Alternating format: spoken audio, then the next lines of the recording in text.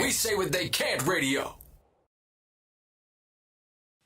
Okay, welcome back to Melanated Universe, Melanated You and I verse, that is. I am Chanel, and this is Dwayne. And today we have a very special guest. Yes, we do. Carmen. Hello. We will get to Carmen in a second, but we just wanted to just touch on a few things before we get started. Well, first, the show is brought to you by Haul That Fun. Haul That Fun is a kiddie party planning company that provides entertainment and workshops for kids ages 13 and under. We have some upcoming events this Wednesday, Thursday, and Saturday. It's going to be at the Kiddie Science Lab in Brooklyn. It's for kids Wednesday and Thursday at 10 a.m. is for kids ages 5 and under with an adult. And Saturday is for kids ages 6 to 13. Parents, you have the option to drop them off and come back later to pick them up. The show is also brought to us by Melanated Marketplace.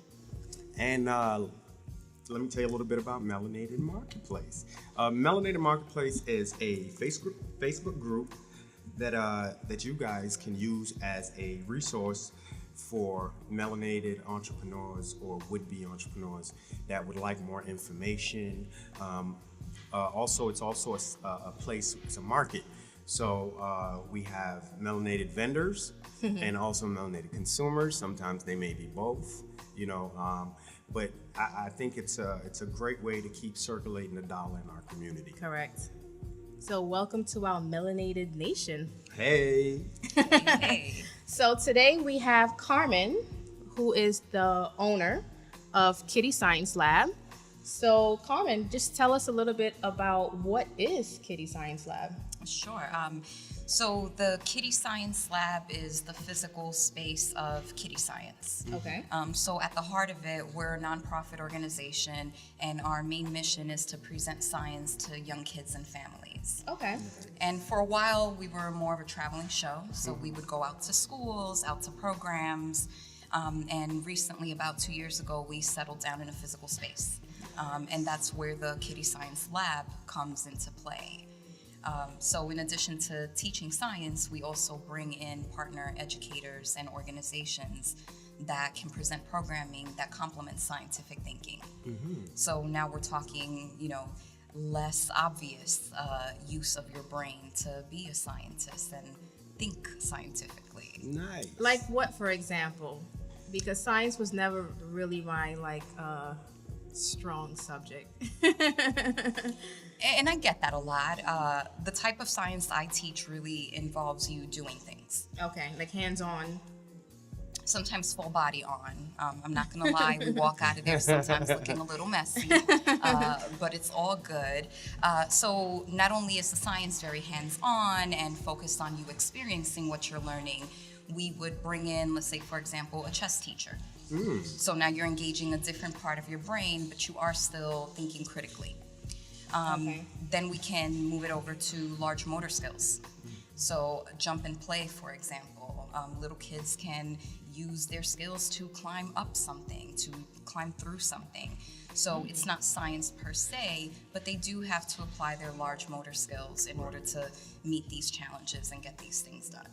Okay, nice. I got a question for you, Carmen. Yes. I notice when you speak about it, you smile, and I know as an entrepreneur, like when you love what you do, it's almost like you blush when you start talking about it, right? Yeah. So, where do you think you developed this passion for science?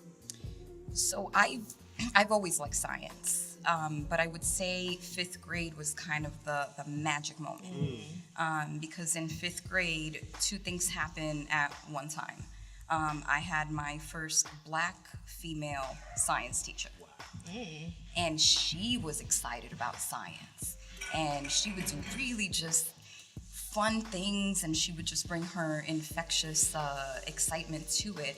And I caught the science bug from there. Nice. So shout out to Miss Johnson. I do still keep in touch with her. Does she ever come to your lab to, I guess, participate in some of your activities, or no? Not yet, but that is in the works. You hear that, Miss Johnson? This is my 5th grade teacher, so it's been, a few years. Okay. But that's kind of where it comes from. So science makes me very happy. It brings me joy to see kids have that aha moment. Right. And then I get to see it. Okay.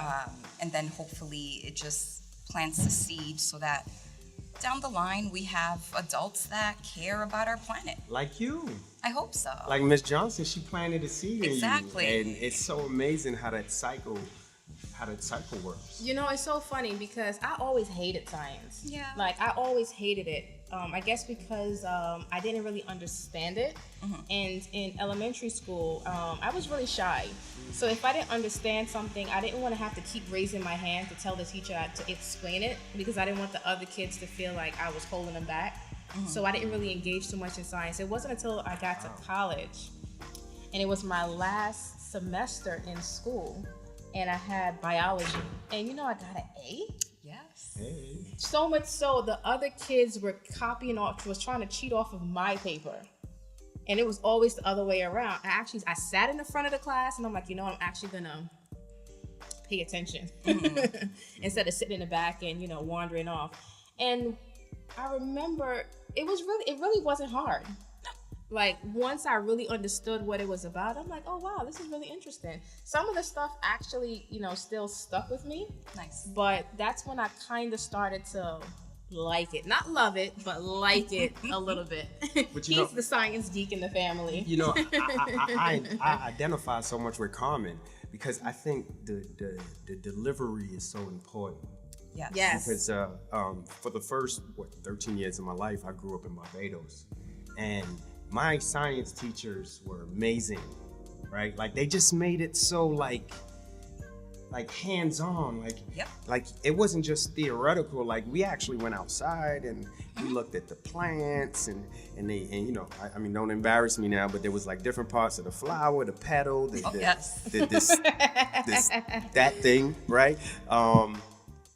You know, now I'm mentioning that really quick. Urban Farmista, I learned that from you. Urban Farmista, she's a black farmer that also teaches agricultural science. Oh yeah. And she puts like little clips on IG, and I watch them all the time. Yeah, he gets excited when her stuff comes Yeah, on. like It's good stuff. like, so now you know the truth. Okay, all right, back to Carmen. But you know what? You're right, because my college professor, she was a black lady from Guyana. And she had a love for what she did, and she made it so, I don't know, she just made it simple. Yeah. That I actually wanted to go to school and learn. And see, that's what it's about, because I think, and even for me, outside of the 5th grade teacher who really left that impact, you know, I was kind of meh about Right. science for a while. And you wouldn't Right. know that now, seeing how excited I am about it. But you're right, it is about the delivery. It is about how the person making the delivery feels about the whole thing. Yes. And if we kind of back it up a bit more, science is there. You wake up in the morning, go It's to everywhere. sleep, it's everywhere. Our 10-year-old actually loves science. Like, she That's loves, beautiful. you know, doing stuff. Mad scientist. And I wanted to get her into your homeschool science Yes. curriculum, but I think it caps at age 7. For now. Hey. Right. And she's 10, Yep. going on 11. So I keep checking like the website to see when you guys will open up a class for, you know, the ages that are a little bit older. Because as you know, we homeschool our kids. So Yes. I'm dying to get them into a science program that can cultivate their scientific brains. Like, you know, both of my kids, but my daughter specifically, she loves it. That's music to my ears. So you got to get a program in there for the older kids. I'm keeping our fingers crossed. She creates like these. She'll get like these science kits. It makes a mess of And everything. yeah, when she's done, it's like a Yes. parent nightmare. But the Embrace fact that it. she loves it, right? Yes. It's like, okay, you know, and you know, you gotta sometimes you gotta play along, you know. Yeah. Even when it gets messy, like with the slime and. But that's where the magic is at. Yeah. Yes. You know, I always tell parents, embrace the mess, prepare for it. When all else fails, especially if your kids are little, stick them in the tub. True. Up until about the time my kids were maybe 4 or 5, the big messy science experiments took place in our tub. Oh, nice. Hose the kids down, hose the tub down, call it a day. But then within that, you can do chemistry, physics, engineering, and the messes contained. Stay right there, yeah. once they get bigger, they can help clean up. We're still working on that part, the cleanup part. Now, I want to just share real quick an amazing coincidence, right? I got to tell you guys, me and Carmen went to high school together. Yes, we did. Right? And we didn't meet initially. Carmen and my wife met initially. Right. And I guess my wife found out. She was Through a mutual friend. Yes, a third party. A mutual, not even a friend, business associate for me. Yes. Which ended up being a business associate and friend of hers. Yes. Super small world. Tiny world. And just as a credit to Carmen's profession, the name of that high school, do you mind if I tell them? Oh, go right on ahead. All right. The High School for the High School for Environmental Studies. There we go. Got tongue tied. So, you know, it was heavy on science, and I loved it. Like, the entire school and the environment was very conducive to learning, and we had some great teachers, awesome teachers. Yes. And I find that a lot of my my former classmates, you know, quite a few of them have gone into fields related to science. That's great. You know, so definitely, you know, if you can get your children exposed to this, the earlier the better. You know, and you may spark a fire in there, and they may end up being known as the next scientific genius. Well, technically, you didn't go into science, but your field is, I guess, kind of sort of on the thinking side of things, like Finance? Science. Yeah. Oh yeah. It's not really science, but it causes you to. You've got the think. math aspect. Yeah, of things. yeah, Right. definitely. Yeah, that's amazing. Like the more I look at Carmen, because this is actually our first time meeting. Yes. Since high school. and like the more I look at Carmen, her face has not changed. Like she still looks like the same Carmen I remember from high school. You know, I actually got quite a few friends on IG and Facebook from environmental studies. So they are watching you right now. Aren't you guys in the same Facebook group? I'm actually in the environmental studies alumni group. Yeah. I might be as well. Yeah, they actually have There's a reunion coming up. Yes. And they're looking for alumni to bring innovation and programs to offer to the students. So this might be an opportunity. I would definitely like to teach finance, expose them to the type of finance that I deal with, which is a more personal finance, not the finance you find in like corporate world, you know. And I'm pretty sure like they would love to have you back. Yeah. I've stayed in touch a bit with HSCS folks. And it's been really nice kind of going back and seeing how the school has changed and grown. Yes. Because back in our days, there was maybe, less than 200 students. The building was brand new. How many do they have now? I would say it's up to like 900 plus. Wow. You know, it's a school that is now full, all the grades. It wasn't full when we got there. We came from a smaller space. That's pretty big. Yeah, my graduating class that first year was 72 kids. So it's progressively gotten bigger. Right. A lot bigger. So, question: as a business owner, not just a business owner, but you know, you have your science lab, and you know, what's the worst day you would say you had?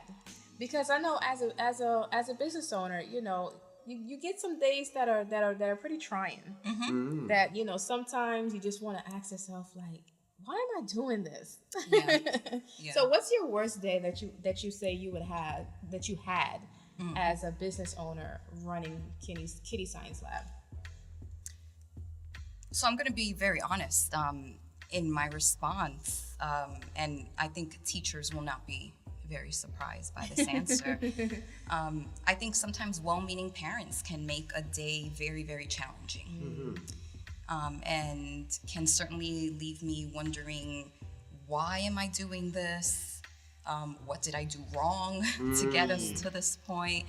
But yes, I would say very specifically well-meaning parents can sometimes make the day a bit challenging. When you say well-meaning, meaning that they may, I don't want to say hover, but I guess tend to put too many demands on their kids? It's actually not even that. I think the thing about science is it just is. Your opinion is irrelevant. Certainly Really? you can have, That's why I love it. Right, because you guys give them facts. Okay. I love the fact. But then you have to also consider that the fact can change. Okay. So not only do you have to be open to being wrong, you have to be open to not knowing, and then be open to changing your mind. Right.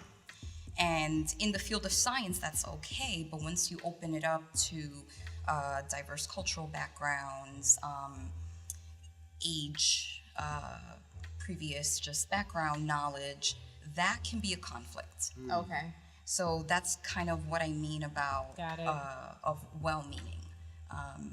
And science can be tricky that way because it humbles you. You could be so sure, and then you are oh so wrong. And you just got to kind of, okay, and keep it moving. Okay. You look like you're itching. He's like over here itching to say something. I was about to It's be- hard. It's hard, though. I know was- you feel me. I was about to say something a little controversial, but I'm only gonna make this one statement about it. Yes. And I'm gonna stop. What's 'cause up? It's about talking about Carmen. But you just said something that the facts may change. You may learn some new stuff later on. This is science. You know, a lot of things that we thought was true 100 years ago, we've learned better now, right? 2 words. Yes. Flat Earth. I'm done. Oh, Lord, I'm Listen, Flat versus round. okay. Oh man. Let's But talk you- about this, people.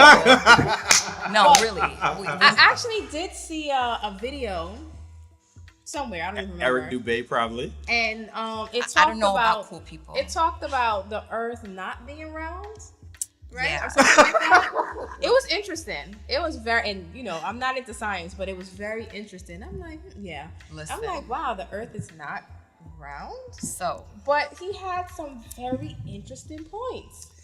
I'm like, So was it points or opinions? I don't know because I didn't do the research to see if it was factual. Was or it not. research or was it an opinion-based blog? Because See, we're in I a don't slippery know. slope now And that we have I'm access I'm to not saying that I information. believed him, but it was interesting to make me think. Yep. And he It backed posed up, a yeah. hypothesis. He Right? backed up his claims with plenty of practical experiments to prove it. So I mean, look, We could go I there. am practical. Look. I started off laughing at it. I'm like, really? Are people really that slow? Right? And that was my initial thought. And then I became one of those people because I watched video after video of this guy. Like I said, his name is Eric Dubé. I don't get paid for mentioning him. And he has what is it? Over like 2,000 proofs or something like that. The Earth is flat. I might get the number wrong, but it's huge, right? So I would And say proof. The video Because is we do have to be careful proofs. Right. Yes. Proofs. And he did, and like I said, the video was about I think it was about almost 2 hours long. And I Put it couldn't, like I this, it couldn't made you find think. an argument against what he was It saying. made you think. That's what science is all about, right? Yes. You know, stimulating you to make you think, and now you want to conduct your own experiments to see if it's true or not. I mean, kind of. I think in its essence, science makes you ask questions. And then in the midst of you asking those questions, you need to put your bias aside. Okay. Because now you are going to conduct an experiment, and it gets tricky because in this experiment, as humans, we are looking for our answer. We're not looking for the answer. We're trying to validate what we think. And so we do have to be really careful when someone starts off a conversation with the earth is flat, I'll tell you why. Okay. Because now you have to kind of be careful with those results. Are they results or are they simply seeking to prove that point? Because in science, results are just results. What they are. Okay. Right. But as humans, it is very, very easy to look for something that proves your point. And then we are now in a gray area where is this still science or are we just trying to be correct? Well, I understand. I completely understand the perspective you're coming from. But if we shift just a little bit to an engineering mindset, like troubleshooting, right? I don't know what the problem is, but I know there's a problem. And then in science, and then I work backwards to find the problem. Yeah. So that was kind of like the approach that he used based on current scientific accepted information. Yes. There's a problem. It doesn't add up for what he's saying. Like he's like, for instance, one of the things he said is the horizon always rises to eye level no matter how high up you go. Right? And there's a reason for that. Yeah, but he said... And it requires the Earth to be round in order for that to happen. If in fact the sun is rising or setting and you're looking at the horizon, if in fact the Earth was flat, we would all see the same equal orb. But we don't. What we're actually seeing is the sun has already gone down and these rays are actually bending across, and that's where you see that it's going down and it goes down, and it feels like it's going down for a long, long time. But usually by the time you see the sun going down, it's been down for maybe half hour, and you're actually just seeing the bend of light. So his response to that is that the sun does not go down behind the horizon. But first, you have to conceptualize how he's depicting the flat Earth. The flat Earth being with the North Pole. If we got a circle, right, and the North Pole is in the very middle, and the South Pole is on the outer edges, right? Oh, jeez. She said the sun and the moon exist over the flat disk. They're equal size, and they go around like the yin and the yang over that circle. He said the reason why it looks like the sun goes away is perspective. And he does many experiments where you think a ship has gone over the horizon, but it's just the way that the eyes are set up. There's only a certain distance our eyes can see. That's why if you look down the hallway, it looks like the edges are coming down to meet in the middle, right? The vanishing point. So he's like, all you need to do to realize that the ship never went over the horizon is magnify your view. So you take out some binoculars, and the ship comes right back into perspective. You guys are having such a geeked out moment right now. I'm just saying, it made a lot of sense. But see, here's the problem. That's painful to listen to, because the same argument could be made about light. When you look at light, your eyes perceive it as white or yellow or off-white, whatever it is, when in fact it's a spectrum. So if I'm thinking about it in the way this gentleman described things, then what's real?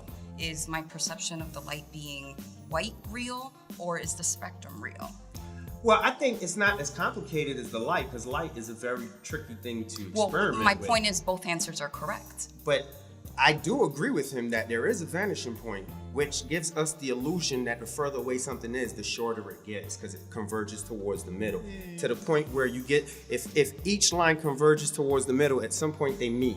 After that point is the vanishing point where your eyes can't perceive anything past that point. But is it falling off the edge? It's not, because what he did, he went to the beach and he showed you, like there was a ship. Well, I don't want him to show me, because we're questioning perception now. Right. I want to know, did that ship fall off the edge if in fact but it the can't Earth fall is off flat? the edge because there is no edge. Then the Earth is round.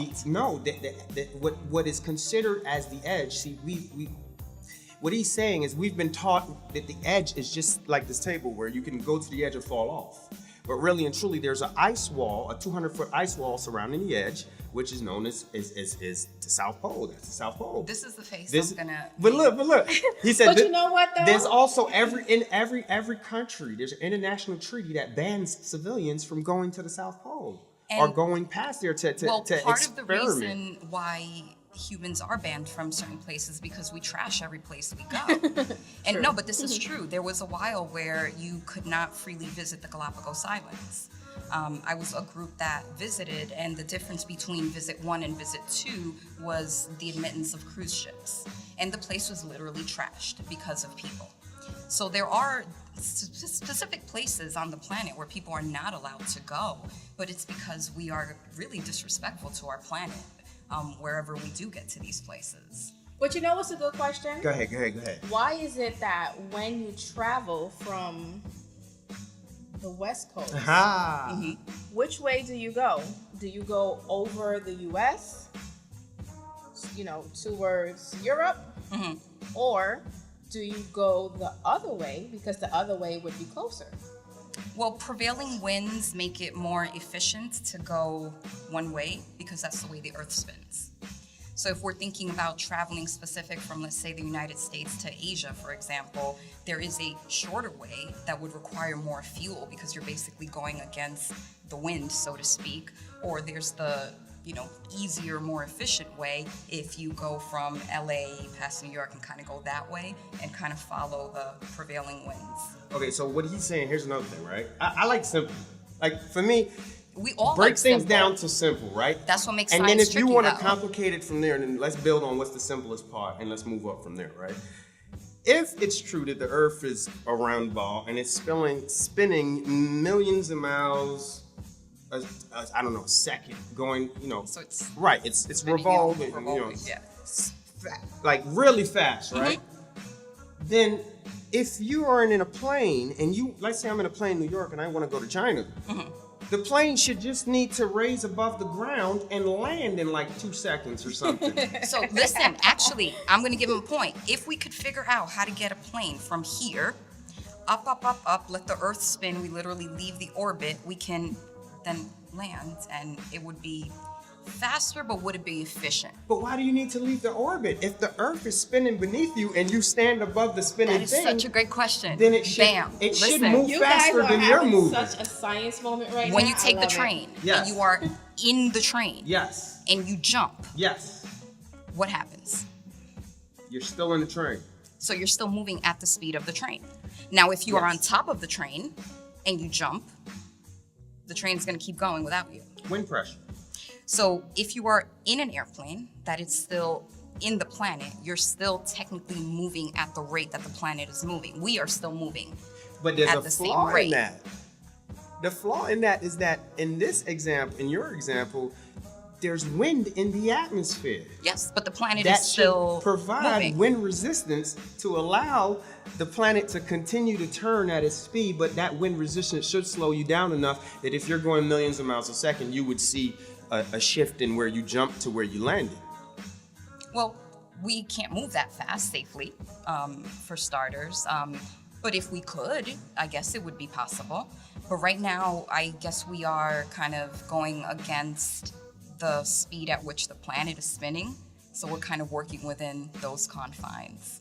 But yeah, if you could go fast enough, you can kind of like go up, come down, and then, you're somewhere else. You know what? We should ask the viewers and everybody Yes. that we know: is the Earth round or is it flat? There is a right answer to this, just so everybody knows. And there is definitely a wrong answer to this. I have enough doubt to say I cannot safely answer if it's round or flat. Or is it possible? It's just many holes have been poked in what Is it possible the I Earth, have so long what we accepted know- and been indoctrinated So in. I do Right. want to say it concerns me to hear that, because in my field I do hear a lot of things that are out of sync with what has been proven and accepted as fact. And when that happens, the unfortunate thing is it doesn't leave room for further introspection. Because I think, unfortunately, yes, we are opening our minds to new possibilities, but then those new possibilities close you off to actual fact. And since we kind of went down the rabbit hole of flat Earth, I do want to also say, I've had situations where people have argued with me about the fact that dinosaurs and people did exist together, and that Did they? They did not. I mean, it's millions of years difference. If we look at a cladogram, birds are cousins of the dinosaurs. Right.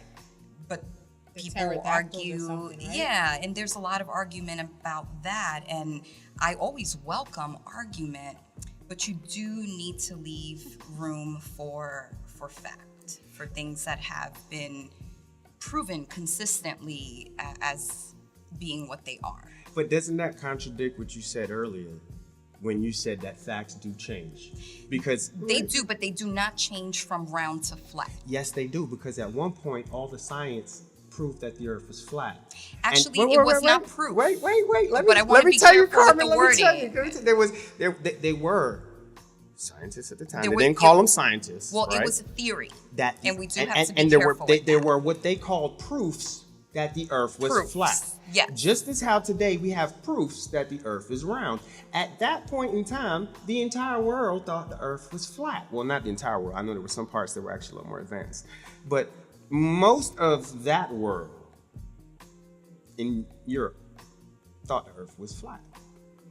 And they also thought they were sending Columbus to India. Right, and it was commonly accepted. And if someone had questioned it at that time, which some people did, they were called crazy. The same way today, the exact same thing is happening, right? So what makes today different than back then? The same exact thing is happening where people are questioning the long accepted facts, proofs, and proving something new. So I think the problem that we're facing now is that we don't know how to discern fact from fiction. We really don't know how to discern a blog from a scientific research paper. So that's my concern when I hear this argument, because you're basing it on someone who is not a scientist, who is probably never going to leave the planet to gain the introspection needed to understand this big concept. And it's someone who's sharing their opinion and presenting it as fact.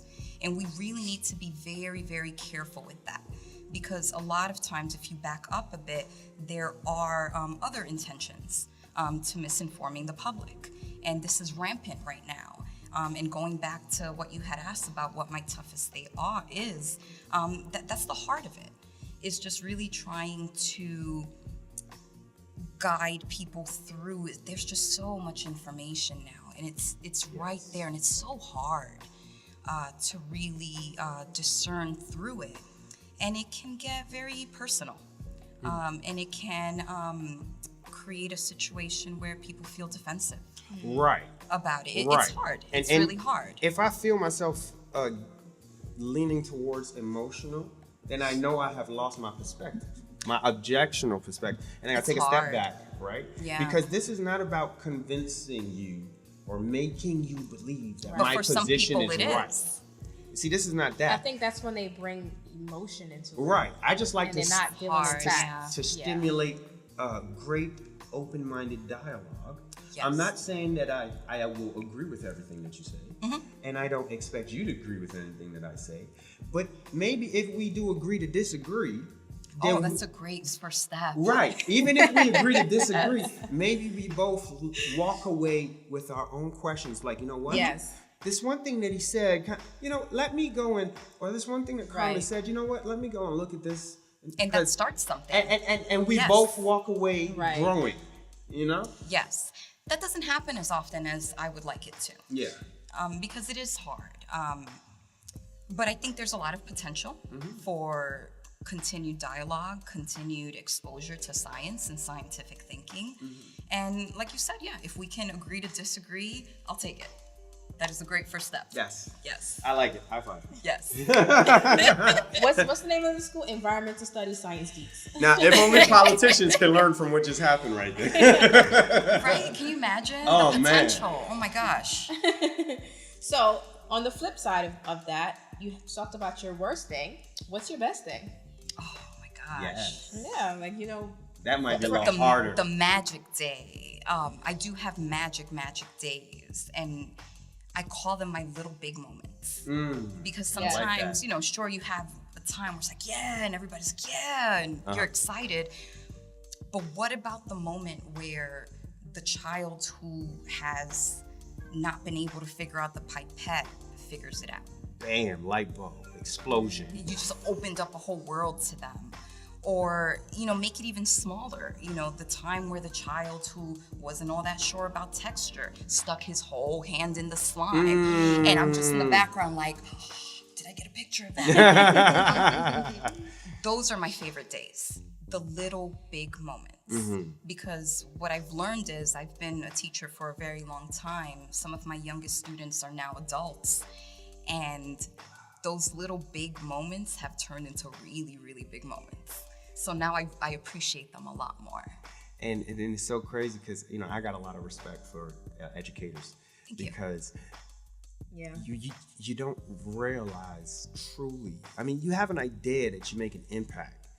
But you don't realize, it may be something that you didn't even perceive as being big. But there may be a student in your class at that moment that moment changed their entire life. Right. And they may come back to you 15, 20 years later. Yeah. And they'll be like, oh my God, you did this one thing this one time and you said this one thing. And boom, changed my whole thinking. Yeah. You know, so that's awesome. Thank you. That is awesome. You're a help to create the future. I do try. And certainly something that you said, the whole like 15 years down the line, it kind of took me a while to appreciate my 5th grade teacher. Right. I would say maybe college was when I really got the impact of her just physically existing in my life as a Black woman who taught science. Come on. Yeah. Because it never happened again. And so it wasn't until college that I was like, what's up with that? Like, where are all the Black science teachers? And then B, where are all the female Black science teachers? Yes. And it's a little strange to me that it was just that one time, and it has never happened again. Yeah, I had one Black female science teacher when I was in the 4th grade, and then it didn't happen again until my senior year in college. Wow. Yeah. Wow. All my other like science teachers, I remember, would be like white males. Yeah. And Yeah. You know, it's funny because as a Black male, like I said, I went to school for the first 13 years in Barbados. And I think the one teacher that I remember having the most impact on me, wow, I can't even remember his name right now. I was just talking to him. I'm having a brain blank. It'll come to me, but he was a tall, very firm-looking Black man. And he's like, I remember being scared of him, like in the younger grades, right? Yeah. I was scared of him because, you know, back then corporal punishment was real, right? And when I actually got him in my last year of what we would call like middle school, primary school down there, he ended up being our class teacher. So I was terrified. I'm like, oh my gosh. I made it every grade. I remember I'd be like, please don't let me be in this class. Please don't let me be in this class. And then finally that last year I was in his class. And do you know that he ended up being the biggest impact in my whole middle school. It's so funny that he was a male. He was, and that's the thing. He was my only male class teacher. And that's what you connected with. And for you, it was a female. Yeah, and that's what you connected with. He was just like, he was a completely different person when he was our teacher. Nice. You know, like the way he delivered the message, and another thing about him that now I'm realizing, he was so pro-Black. Like, be proud of being Black.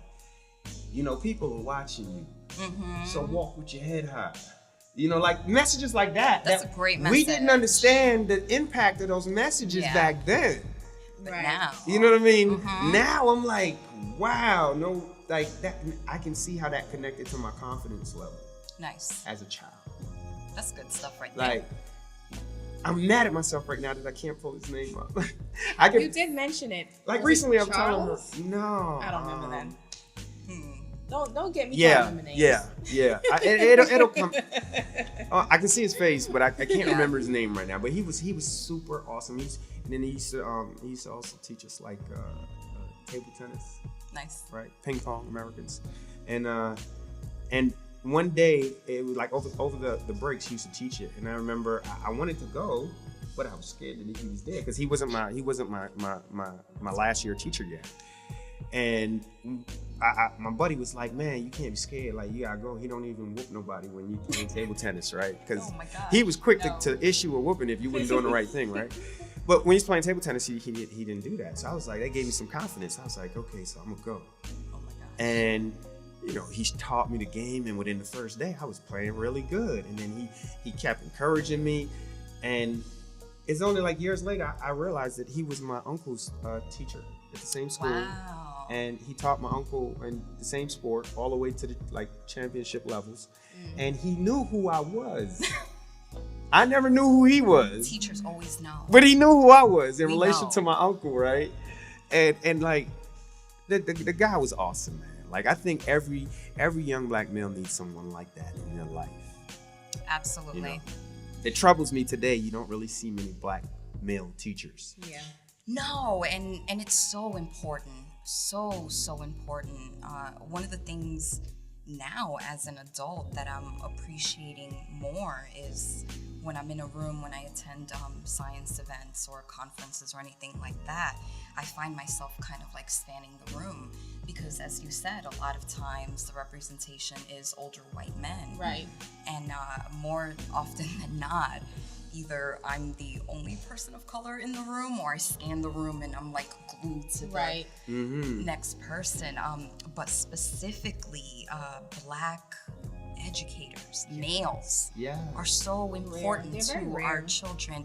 They need to envision themselves in that person. Like, like I think that's what happened with me. For the first time in school, I was able, because I remember I started to get a little disgruntled, like, you know, the girls always getting special treatment because we always got girl teachers, you know?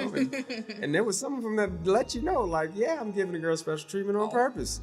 As a young male, you don't understand that, right? But when he was my first male teacher and he was so intelligent and he was so confident and well-spoken, and he took the time to sit down on a one-on-one if you didn't get something, and, you know, that was just life-changing. It is a game changer, and representation, especially in the field of science, is so important. Yes. It's funny, sometimes I end up with some of my students having conversations about my hair. Yeah. And it kind of gives me a little pause because I need to think about how I felt when I had that 5th grade teacher. Right. And now I have female students that are just like, oh my gosh, you have hair like me. Damn. Or, you know, if I happen to speak Spanish with their grown-up, and it's just like, what? So we do need to see more of ourselves in all roles. Now, you do have an event coming up where you're looking for science representatives or something like that? Yes, as part of the Black History Month recognition at the lab, we are putting together a panel of scientists, very specifically scientists of diverse cultural backgrounds. Okay. And the idea is that this is our opportunity to show families and the children we serve that there are people like you in the field of science. I assure you it is not just me. There are many more. And that's really important for kids to know because then this gives them more options in life. Where do you see yourself? And you're certainly a testament of all the potential that there could be when you have that one person that looks like you. Yes. And what's the date of the event? I remember seeing it, but there's so many dates rolling in my head. Yes, the event is Sunday, February 24th. Okay. And everyone can go online, www.kiddiescience.org. Information about that event and all of our events and workshops are online. Now, can I just ask you, mostly, I know, but just for the audience, can you spell like Kiddie? Yes, so it's one word, KIDDIE, and then science. Okay. .org. Okay. Thank Good. you. Yes, like I'm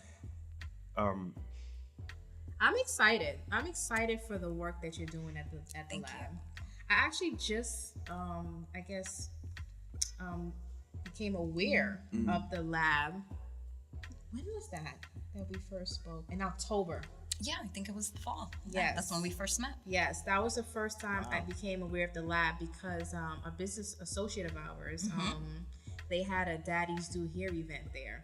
Fabulous event, yes. And I checked out the space and I was like, wow, like this is really nice. Oh yeah. And then you had, I brought my son, my 17-month-old, I think at the time he was 12 months, to one of your Monday events. Yes. We have fun on Mondays. Yeah, the class, I forget the name of the class, but you know, it had like music and she read them like stories and Oh yeah. and, we do a little bit of everything. And she had musical instruments that, you know, that they were playing with. Nice. And at the end, it was so cute. She put on like some soca music. And she had all the little babies with the parents and the representatives, like, you know, like dancing. They had they had these little like flags in their hand and they was waving it. It was so cute. And what I loved about it was that I feel like your lab has so much diversity.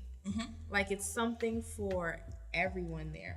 Well, science is for everyone. Yeah, and you know, and the environment is homely, and you know, you just feel comfortable being there. And I'm glad to. You know, every chance I get, you know, I try to shout it out. I mean, you and I do some work there together. Yes. So even if I'm not promoting my events there, you know, I'm telling people about whatever other events you have going on there. Good stuff. Because we need to bring more of these programs into our community. Yes. Right now, I feel like there's a lack of these programs in our community, especially science.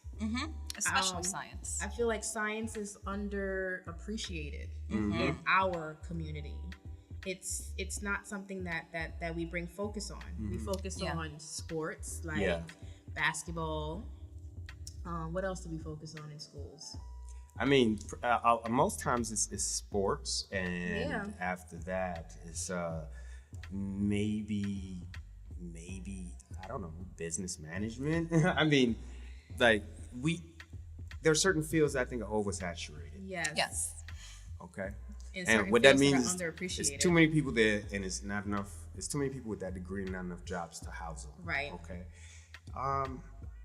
Think about science. I mean, like I said, there are people out there. I'll mention her again, Urban Farmista. Like, she has. I'd be up to like 3 a.m. sometimes, right?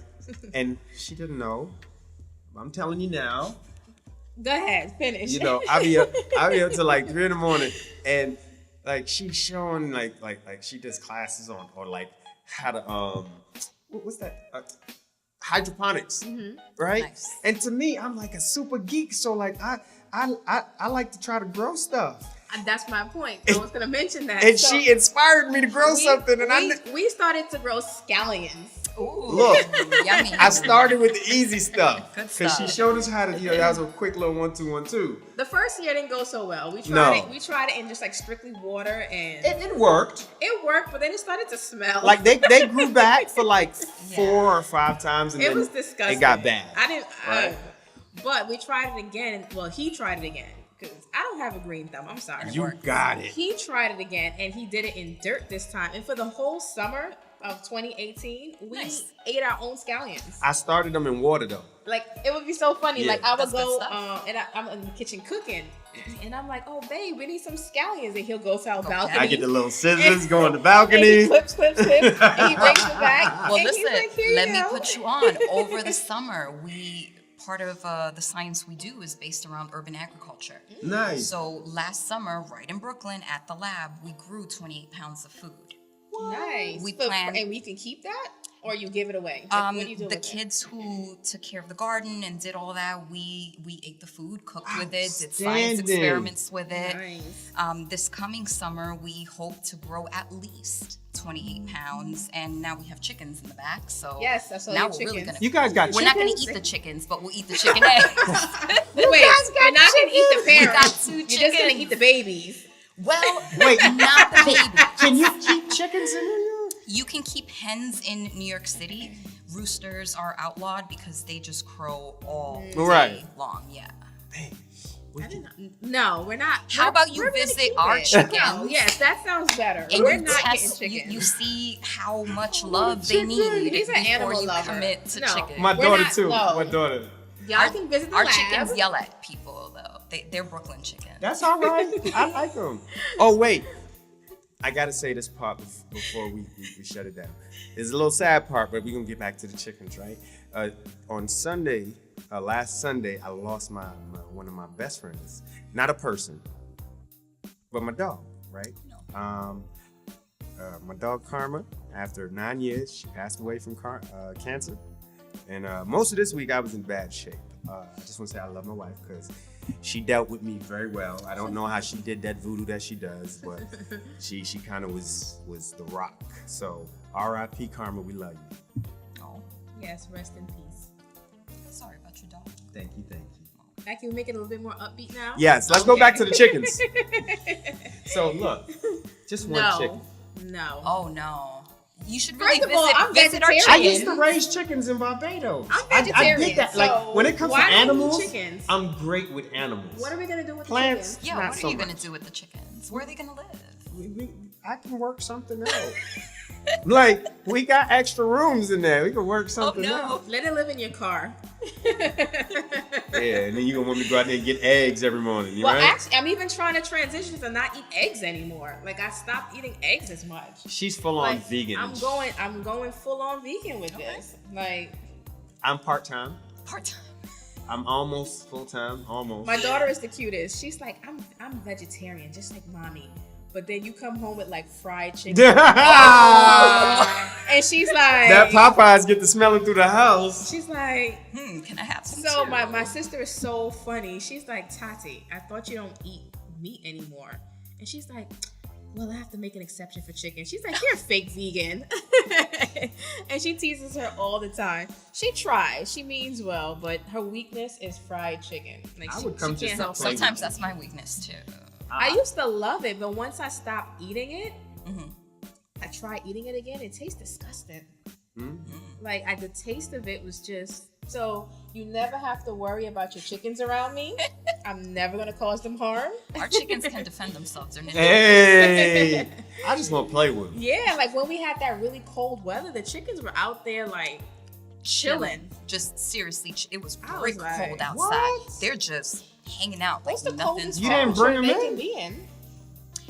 So the breeds we have are New England breeds. Uh-huh. So they are specifically bred to be kind of heavy set, thick Oh, feathers. okay. They're good with the colds. Mm-hmm. What may be an issue for us The is heat. when summer rolls around. Yeah, like if we have a Right. heat wave, like the really bad ones we had gotta was bring like 'em in. 102. Right.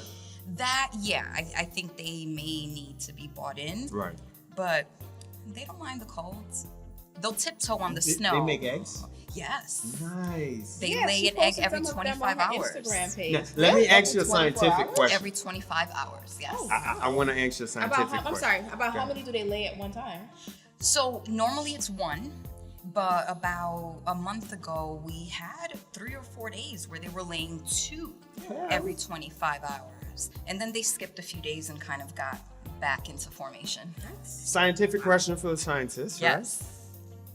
How does that work? Like, how do they make an egg if they're not, Active? doing the do to make the egg?